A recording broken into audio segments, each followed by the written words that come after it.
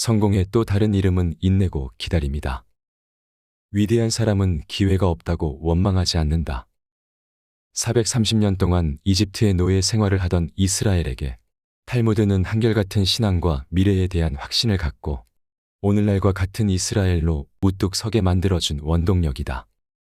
성공을 하기 위해서는 기본적으로 무엇을 하든 확신을 가져야 하고 희망과 열정이 넘쳐 흘러야 한다.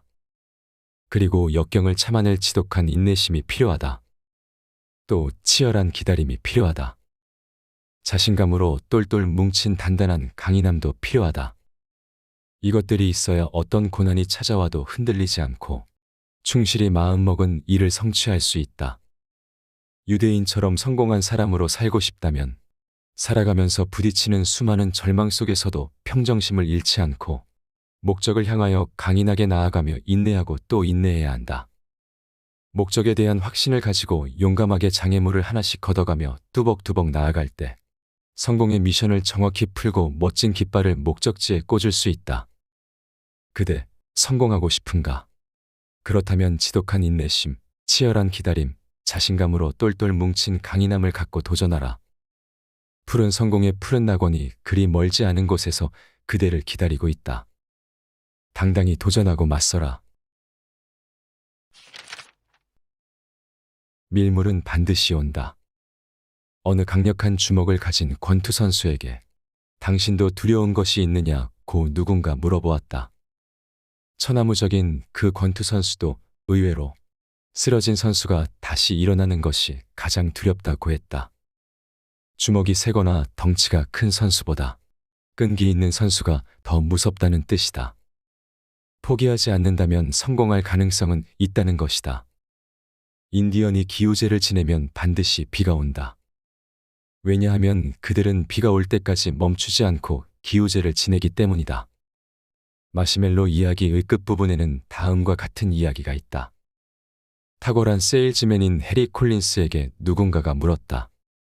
당신도 고객에게서 거절당한 때가 있죠? 당연히 있죠. 아주 많습니다. 당신이 전화했을 때 상대방이 거절을 하면 당신은 몇 번 만에 포기하나요? 콜린스는 이렇게 대답했다.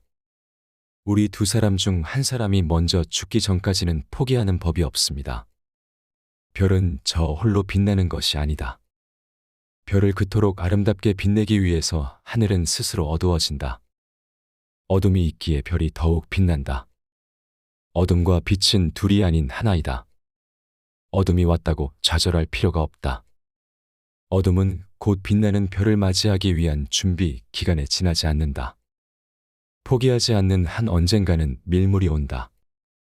쓰러졌다가도 다시 일어날 각오만 가진다면 밀물이 오는 그날 다시 바다로 나아갈 수 있을 것이다. 성공한 인생을 살고 싶다면 나답게 철저하게 치열하라. 승리는 준비된 자에게 찾아오지만 사람들은 이를 행운이라 부른다.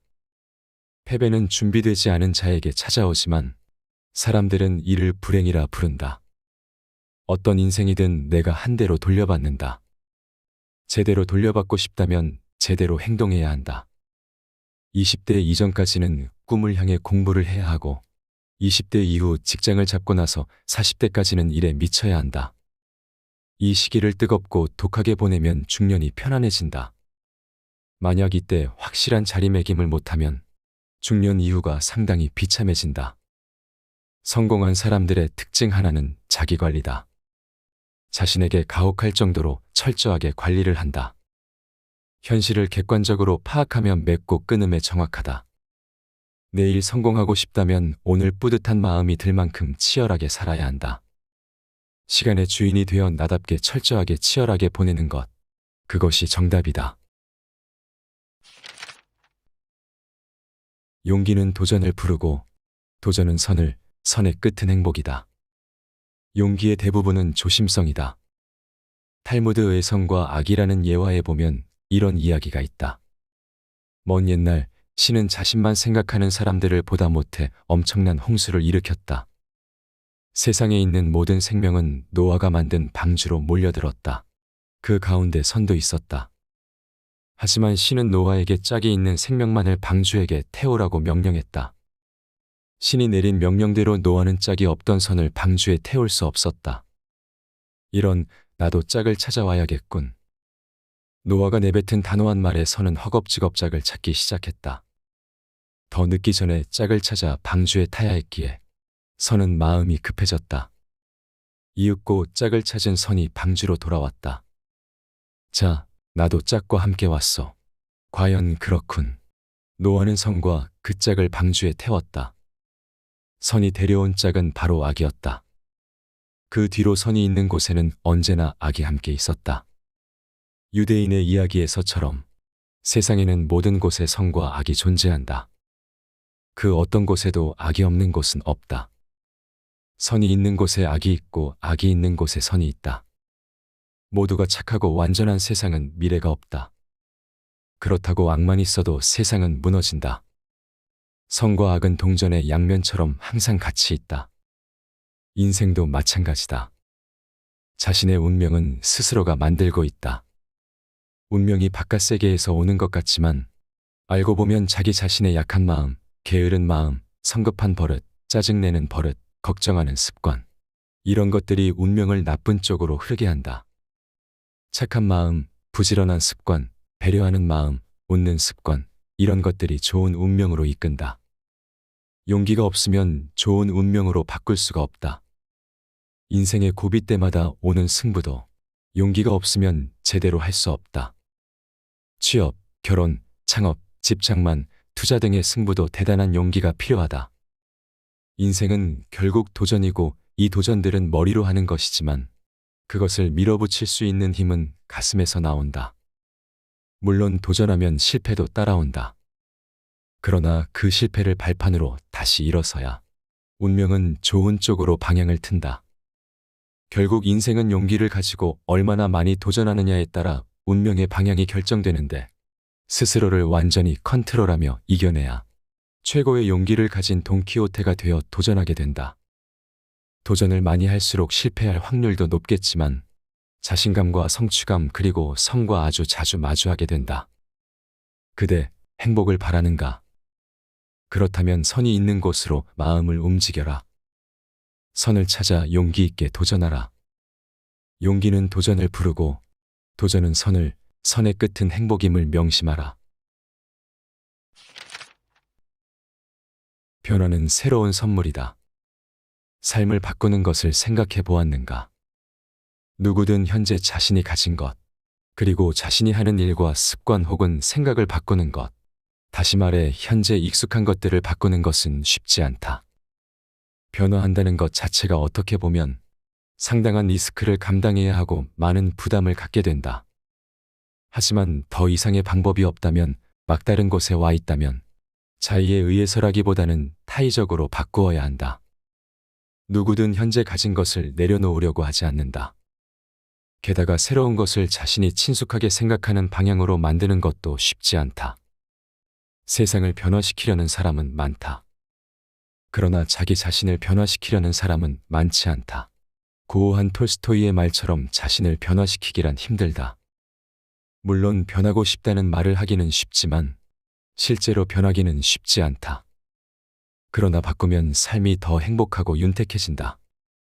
그럼에도 변화를 망설이는 이유는 세 가지이다.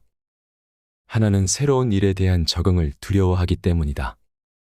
둘째는 아무리 상황이 나빠도 변화하면 상황이 더 악화되지는 않을까 하는 걱정 때문이다. 셋째는 변화에 따른 불편함을 견디지 못할 것이라는 편견이다. 그러나 변화를 경험하지 않으면 지금 그대로의 삶만 반복할 뿐이다. 카네기는 인생은 진정한 부메랑과 같다. 당신이 준 만큼 되돌아온다 고 말했다. 변화는 대단한 것이 아니다. 어제와 다른 새로운 것을 도전해서 경험하는 것이다. 안 하던 등산을 하기 시작하고 싫어하는 자전거를 타기 시작하고 포기했던 공부를 다시 시작한다면 그것이 바로 작은 변화의 출발이다. 강자는 누구이고 약자는 누구일까? 길을 가다 돌을 만나면 강자는 그것을 디딤돌이라고 말하고 약자는 그것을 걸림돌이라고 말한다. 어떤 강자에게도 항상 천적은 존재하기 마련이다. 아무리 힘없고 보잘것없는 미물이라도 조건만 충분히 갖춰지면 강자를 이길 수 있다. 그렇다면 어떤 사람이 강자일까? 현실적으로 따지면 돈이 많은 사람, 권력을 쥐고 흔드는 사람, 능력이 있는 사람이라고 말할 수 있다. 맞는 말이다. 그러나 그런 사람들에게 당신은 강자로 살고 있습니까? 라고 질문을 한다면 뭐라고 대답할까? 아마도 남들이 강자라고 하지만 본인 스스로는 여전히 강자가 아니라고 말할 것이다. 그래서 더 높이 올라가기 위해, 더 많은 것을 가지기 위해, 더 많은 능력을 얻기 위해 애를 쓴다. 그렇다면 가장 강한 사람은 누구일까? 그것은 자신의 마음을 다스릴 줄 아는 사람이다. 사람의 육체는 마음에 의해 움직인다. 결국 가장 강한 사람은 자신의 마음을 조절할 수 있는 사람이다. 언뜻 보기에는 힘이 세고 권력이 많고 가진 것이 많은 이들이 강자처럼 보인다. 물론 현실적으로 그들이 나의 생존권을 쥔 것처럼 보일 수도 있다. 그러나 그들은 그저 나보다 조금 많이 가졌을 뿐이다. 그렇다면 약자는 어떤 사람일까? 자신을 잘 모르는 사람이다. 내가 무엇을 하는지도 모르고, 어떤 생각을 하는지도 모르고, 어떤 감정을 지녔는지도 모르고 살아간다는 것은 때로는 허수아비와 같은 느낌이 들 것이다. 그저 내 욕구대로 같은 실수를 반복하면서 자신을 반성하거나 성찰하지 못하는 것은 무지하기 때문이다. 자기를 모르는 사람은 이 세상을 가장 슬프고 위험하게 살아가는 약자이다. 앞의 내용은 김정한 작가가 지은 유대인 1% 부의 지름길의 일부분이다. 목표를 이루기 위해 노력하다 보면 힘든 시기가 찾아온다. 그런 힘든 시기를 이겨내는 것도 도전이고 용기가 필요한 시점이다. 내가 변화하려고 노력한 만큼 결실을 맺을 수 있을지 의구심이 들 수 있다. 인생의 운이 크게 작용하는 것은 부정할 수 없는 사실이다. 하지만 준비된 자에게는 행운이 찾아오고 준비되지 않은 자에게는 불행이 찾아온다. 이 말은 틀렸다고 말하는 사람이 있을 것이다. 열심히 준비해도 원하는 것을 얻지 못하는 경우가 다반사이기 때문이다. 하지만 무언가를 이루기 위해 열심히 준비했다면 당신이 원하는 목표는 얻지 못했을지라도 다른 것을 얻을 수 있다. 스스로에 대해 조금 더 알아갈 수 있고 자신이 준비한 분야에 대해 조금 더 알아갈 수 있다. 그리고 그것은 다른 목표를 이루는데 하나의 디딤돌이 될 것이다. 그러니 힘들다고 포기하지 말았으면 한다. 당신이 힘들다는 것은 성장하고 있다는 반증이기 때문이다.